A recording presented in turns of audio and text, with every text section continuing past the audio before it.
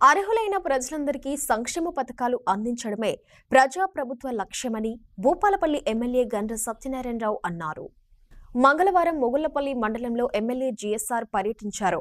మండల కేంద్రంలోని స్థానిక ఎంపీడీఓ కార్యాలయంలో వివిధ గ్రామాలకు చెందిన మొత్తం 36 మంది కళ్యాణలక్ష్మి షాదీ ముబారక్ లబ్ధిదారులకు 36,04,176 రూపాయల విలువైన చెక్లను ఎమ్మెల్యే అందజేశారు. సీఎం రేవంత్ రెడ్డి ప్రజాప్రభుత్వంలో పేద ప్రజలందరికీ న్యాయం జరుగుతుందన్నారు. ప్రజాపాలనలో అర్హులైన వారికి అభివృద్ధి, సంక్షేమ పథకాలు అందించడమే కాంగ్రెస్ ప్రభుత్వ లక్ష్యమని పేర్కొన్నారు. మహిళలను అన్ని రంగాల్లో అభివృద్ధి చేసేందుకు ప్రభుత్వం ఎంతోగానో కృషి చేస్తుందన్నారు.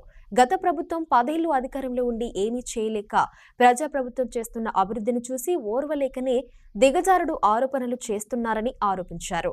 7 లక్షల కోట్ల అప్పుల్లో ఉన్న రాష్ట్రాన్ని పాలిస్తున్న సీఎం రేవంత్ రెడ్డి ప్రజాప్రభుత్వంలో ఇచ్చిన హామీలను అమలు చేసేందుకు రోజుకు 18 గంటలు కష్టపడుతున్నట్లు తెలిపారు. రైతు సోదరులకు కూడా గతంలో కేసీఆర్ ప్రభుత్వం గుట్టలకు బండలకు అదే విధంగా రియల్ ఎస్టేట్ వ్యాపారులకు 21,000 కోట్లు రైతు భరోసా రైతు బంధు ఇచ్చారు. మనం ఈ రోజు మొదటి సంవత్సరం 7,500 కోట్లు గెలవగానే ఇచ్చి రెండోసారి ఎందుకు ఇవ్వలేదంటే ఇలాంటి రాళ్ళు గుట్టలు బండలు పొలం దున్నుకొని కాస్తు చేయని రైతులకు తీసేసి వాళ్ళు ఎకరాన 5,000 ఇస్తే ఇంకో 1,000 రూపాయలు పెంచి 2 పంటలకు 12,000 రూపాయలు 26వ తారీఖు రోజున మీ ఖాతాల్లో వేయబోతున్నామని మీకు ఈ సందర్భంగా తెలియజేస్తున్నాం. అదే విధంగా ఈరోజు గతంలో వాళ్ళు ఇప్పుడు జబ్బలు తెరుస్తున్నారు. ఇప్పుడు మనం ఇన్ని పథకాలు ఇస్తున్నాం. అప్పుల పాల చేసినటువంటి ఈ రోజు ఈ రాష్ట్రంలో కనుక వాళ్ళు ఈ రోజు దళిత గిరిజన కుటుంబాలకు ఎకరాన 3 ఎకరాల భూమి ఇస్తామన్నారు. చదువుకున్న బిడ్డలకు ఇంటికి ఉద్యోగం ఇస్తామన్నారు. ఊరికో ఉద్యోగం గతి లేదు. రిటైర్డ్ అయిన వాళ్ళ 2 లక్షల ఉద్యోగాలు కూడా లేవు. అదే విధంగా ఈరోజు కేజీ నుంచి పీజీ వరకు ఉచిత విద్య అన్నారు లేదు. నిరుద్యోగ వృత్తి ఇవ్వలేదు. 1,00,000 రూపాయల రుణమాఫీ ఏకకాలంలో చేస్తాని మొదటి 5 సంవత్సరాల్లో 25,000 ఇస్తే అవి 3 దఫాలు ఇస్తే మితికి సరిపోయి అసలు కానీ ఉంది. మొగుళ్లపల్లి మండల కేంద్రంలోని మహాత్మా జ్యోతిబాపులే పాఠశాలను ఎమ్మెల్యే గండ్ర సత్యనారాయణరావు స్థానిక కాంగ్రెస్ నేతలతో కలిసి ఆకస్మికంగా తనిఖీ చేశారు.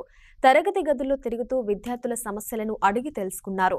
విద్యార్థులు ఎదుర్కొంటున్న సమస్యలను విని వాటిని త్వరలోనే పరిష్కారం చేస్తానని హామీ ఇచ్చారు.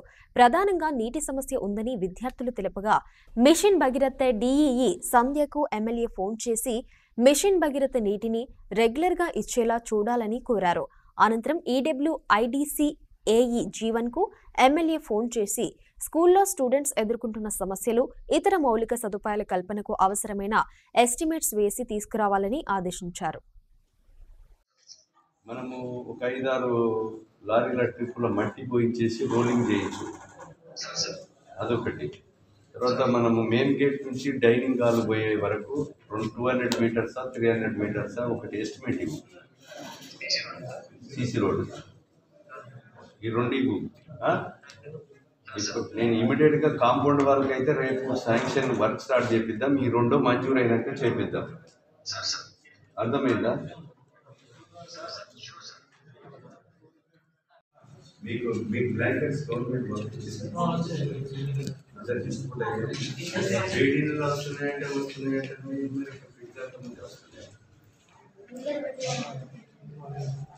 పెట్టారా అడుగుతున్నా. పెట్టిండ్రా? ఫిట్ కాలేదు. ఇప్పుడు ఎన్ని కెపాసిటీ లేకపోతే దురదొస్తుందంటే కలెక్టర్తో మాట్లాడేసి సుమారు బ్లాంకెట్, బెడ్షీటు, వేడి నీళ్ళు ఈ 3 కూడా అన్ని హాస్టల్లో పంపినాం. మీకు ఎందుకు దుప్పెట్టు పంపలేదంటే గవర్నమెంట్ ఇచ్చేది. మేము ఇది పర్సనల్గా చేసినాం. కలెక్టర్ గారితో మాట్లాడి గ్లీజర్స్ బ్లాంకెట్లు రాని హాస్టళ్లకు బ్లాంకెట్ బెడ్షీట్ ఇచ్చినాం. ఓకేనా? మీకు ఇంకేమైనా ప్రాబ్లం ఉందా?